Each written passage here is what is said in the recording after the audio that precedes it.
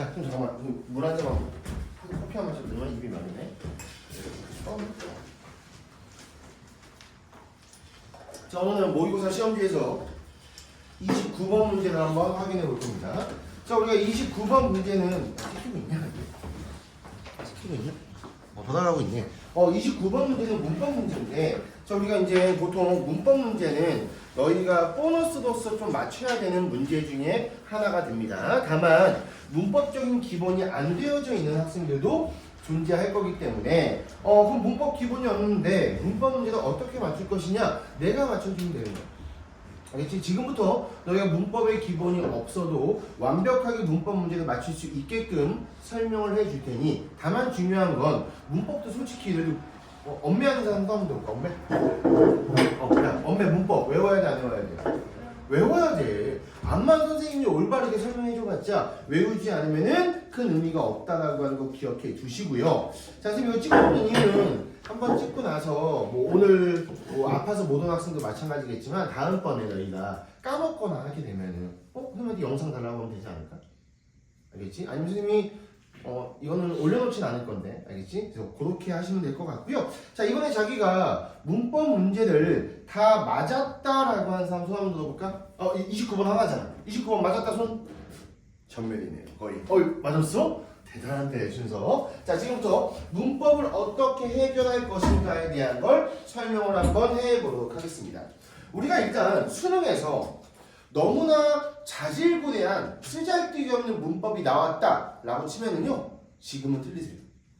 너희가 고등학교 1학년이나 중학교 때부터 문법의 기본기를 단단하게 닦아왔다면은 모든 문법 문제에 대해서 올바른 정답을 맞출 수도 있겠지만, 그게 아니라고 한다면은요, 자, 너무나 자질구레한 건 포기해야 되지만 대부분 한 80% 정도의 확률로 너희는 지금 수업을 듣게 되면은 문법 문제는 다 맞출 수 있다라고 생각을 해 주시면 됩니다. 대가리 속에다가 잘 박아 주셔야 돼요.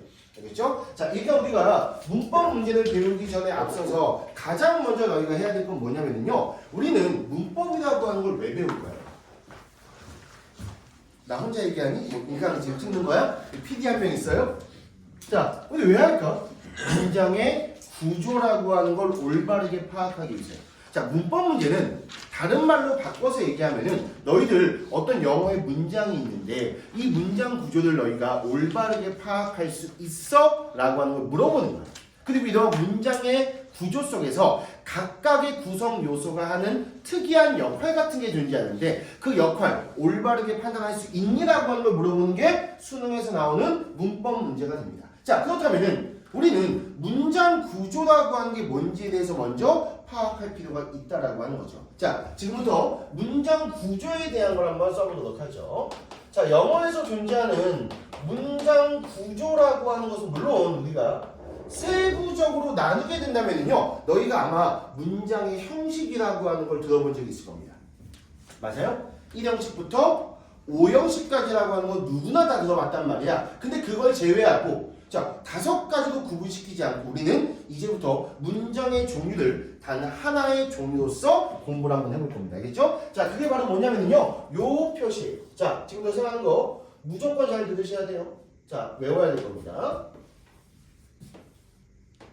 자, 그 다음에 동사가 있고요. 이 동사만 2가지의 종류로 나뉘어서 VI라고 하는 것과 VT라고 하는 게 존재하고요. 그 다음에는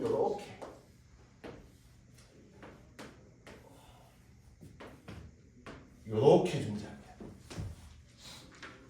알겠죠? 그리고 나서 선생님이 이것도 한번 해볼게요. 이런 콤마가 있을 수도 있고 없을 수도 있고, 콤마가 있을 수도 있고 없을 수도 있다 라고 하는 거 딱 한번 적어놔 보겠습니다. 자, 문장 구조. 세상에 존재하는 모든 문장은 이 하나의 구조라고 하는 걸 가지고 있다라고 너희가 지금부터 배운다면은 이거 암기하는 거 어려워? 전혀 어렵지가 않단 말이야. 자, 영어의 문법은 여기서부터 시작을 하는 겁니다. 자, 이게 문장 구조잖아. 그러면은 요런 놈들, 요런 놈, 요런 놈, 요런 놈, 요런 놈이 있을 거 아니야. 이런 놈을 문장의 구조를 구성하는 뭐라고 보면 되는 거야? 요소라고 보면 될 거 아니야? 이걸 뭐라고 부르는 거야? 문장의 구성 요소라고 부르게 됩니다. 우리 문장의 구성 요소는요, 총 몇 가지가 존재합니까?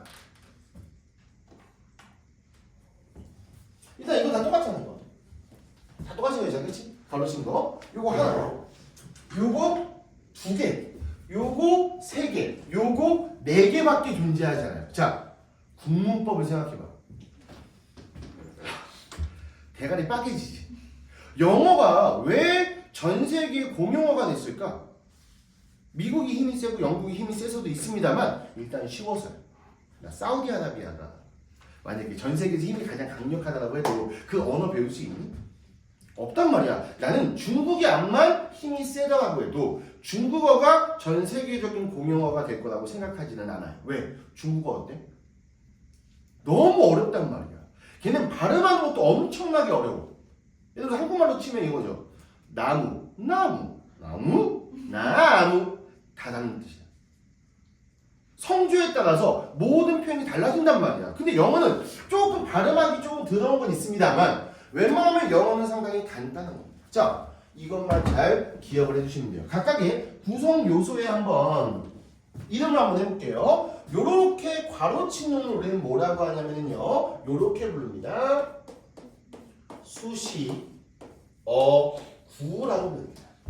영어의 수식어구는 하나, 2개, 3개의 종류가 존재해요. 세부적으로. 왜냐면 우리가 자 지금부터 얘기하는 거 대가리 속에 박아놔. 문법에서 가장 중요한 건 뭔지 알아? 위치야. 알겠지? 다시 한번. 문법에서 가장 중요한 건 뭐야? 위치, 즉 포지션이에요. 얘가 어떤 위치에 있나라는 걸 파악하는 게 되게 중요하죠. 예를 들어서 요 수식어구는 위치가 어디야? 주어보다. 얘도 수식어구가 아니야. 그렇지? 이 수식어구라고 하는 건 어디 있어? 주어와 동사 사이에. 맞습니까? 요 수식어구라고 하는 것도 문장에서 위치가 어디 있어? 얘는 문장 마지막에 혹은 나중에 이렇게 배웁니다. 문장이 완료되고 나서라고 배웁니다. 알겠죠? 자, 이런 게 우리가 수식어구고요. 내가 수식어구 밑에다가 추가적인 걸 한번 써볼 건데 수식어구라고 하는 것은요. 언제나 선택적입니다. 자, 우리 선택적이란 말은 뭘 의미하는 거야? 무조건이야? 그거는 아니지. 그렇지? 얘가 있을 때도 있고 없을 때도 있다라고 하는 걸 얘기한다. 기억해 주시면 됩니다. 다만 우리 요거 뭔지 모르는 사람 뒤져야 될 거 아니야. 지금 우리 수능 수업이야. 그치? 고3 수업이야. 자, 그럼 얘는 뭐가 되는 거야? 바로 주어가 되면서 이 주어라고 하는 건 바로 필수적인 요소가 됩니다. 맞습니까? 우리 동사라고 하고 부르고요. 얘도 당연히 무슨 요소입니까? 필수적인 요소입니다.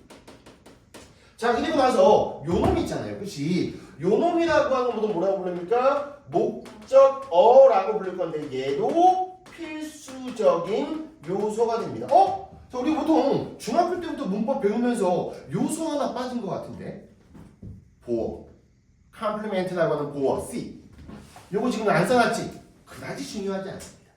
나중에 배워도 돼요. 알겠죠? 얘는 그렇게 중요하지 않고요. 일단 요 3가지가 가장 중요하다고 하는 거 기억을 해 주시면 됩니다. 자, 그럼 이제 문법 수업을 시작할 거예요. 자, 이제 준비가 끝난 거야. 너희가 일단은 문법의 50%가 끝났다고 생각합니다. 선생님은 수업할 때 거짓말하지 않습니다. 이렇게 왔다 했는데 선생님 진짜 문법을 50. 이걸 몰라서 문법을 못하는 거야. 딴 게 아니고 야, 문장의 구조가 뭐야? 어떻게 생겼어? 각각의 위치가 어디에 존재해? 라고 하는 거에 대해서 너희들 올바르게 말을 하지 못한다면은 문법은 어렵고 헷갈릴 수밖에 없습니다. 근데 나는 문장에서 구성 요소가 뭔지도 알고 각각의 위치라고 하는 게 어디에 존재하는지도 알고 있어 라고 한다면은 문법에 대한 모든 준비가 끝나게 된 거고 이때부터 솔직히 되게 쉬운 암기예요. 어려운 암기도 아니고 엄청나게 쉬운 암기가 됩니다. 자, 이제 시작할 건데 자, 어떤 것부터 시작해야 될까? 구성 요소 중에서 그치? 당연히 동사부터 시작해야 돼. 왜냐면은 이거 봐봐. 문장의 구조가 원래 하나지만 여기서 살짝 나뉘지. 얘가 요거인지에 따라서 나눠진단 말이야. 일단 여기 뭔가 나눠지는 이상한 점이 있는 이 부분부터 학습을 시작을 해줘야만 되겠죠. 맞습니까? 자, 우리가 이때 VI라고 하는 거, 그렇지? 이걸 보통 뭐라고 하냐면요, 우리는 자동사라고 합니다. VT라고 하는 건 모두 뭐라고 하냐면요.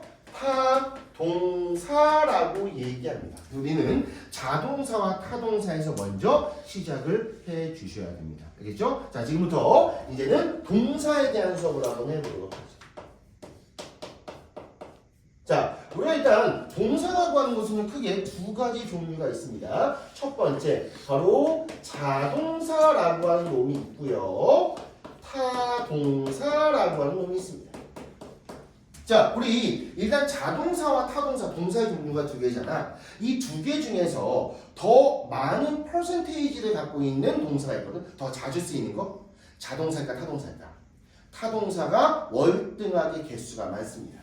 알겠죠? 우리 월등하게 개수가 많다라고 하는 걸 다른 말로 이렇게 표현할게. 일반적이다. 괜찮아요? 일반적이라고 하는 게 뭐야? 대다수다라고 하는 걸 얘기한단 말이야. 우리는 자동사와 타동사 중에서 가장 일반적인 건 뭐가 되는 거야? 타동사가 되는 거야. 그렇다면은 너희는 지금 나하고 약속을 해줘야 돼. 어떤 약속을 해줘야 되는 거냐? 내가 일단 어떠한 부가적인 표현 없이 그냥 동사라고 얘기를 했어. 일반적으로 뭐 얘기하는 거야? 타동사 얘기한다라고 하는 거 기억을 해두시면 됩니다. 그리고 이러한 자동사와 타동사의 차이점은요. 자동사는요. 그 뒤에 뭐가 필요 없는 거야? 목적어가 필요가 없습니다. 알겠죠? 우리가 요때 이렇게 한번 해볼게. 내가 이제부터 목적어라고 하는 걸 그냥 얘기하지 않고 이렇게 얘기할 거야. 목적어라는 명사. 목적어인 명사라고 얘기할 거거든. 왜냐면 우리 목적어가 될 수 있는 단어의 품사는 뭐밖에 없어? 명사밖에 없기 때문이야. 우리 품사까지 수업할 시간 없다. 알겠지? 이렇게 보면은 자, 이 자동사라고 하는 건 그 뒤에 목적어인 명사가 안 나오고 그 뒤에 나와봤자 뭐밖에 못 나와? 수식 어구밖에 못 나옵니다. 하지만 타동사라고 하는 것은요. 언제나 그 뒤에 뭐가 나와야 돼? 목적어인 명사가 나와줘야 돼. 요 두 개가 가장 중요한 차이점이 돼요. 어렵진 않죠? 자, 그리고 나서 이제는 내가 요거 한번 해볼게.